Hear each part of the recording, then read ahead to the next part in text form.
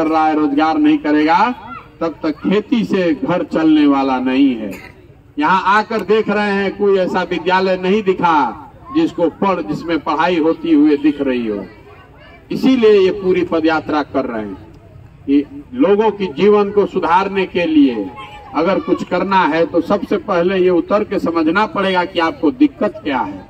जब हमको पता ही नहीं है कि आपको दिक्कत क्या है तो उसका रास्ता कैसे निकालेंगे।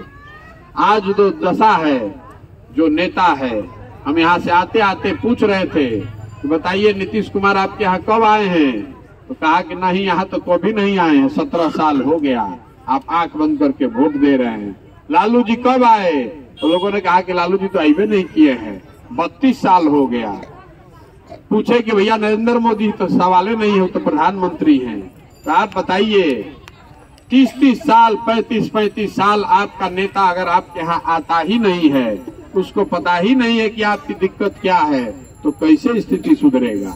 जो अफसर यहाँ से जाकर बताता है कि सब ठीक है, वही नेता सुनता है कि भाई बहुत बढ़िया है।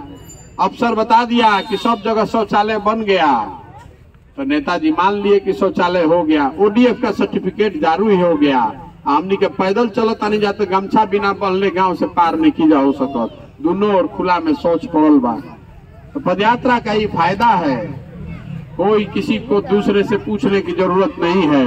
आंखें से दिख रहा है कि कितनी गरीबी है, कैसे योजनाओं में, सरकारी योजनाओं में मंदरबाट भ्रष्टाचार हुआ है। शौचालय मोदी जी का स्वच्छ भारत और नीतीश कुमार का शौचालय दोनों कागजे पर बना है, धरती पर कहीं नहीं है। पैदल पैदल चल रहे हैं तो बूढ़ी औरतें मिलती हैं, बताती हैं कि वृद्धावस्था पेंशन 400 रुपया मिलता है, उसमें भी 20 रुपया कमीशन कट रहा है।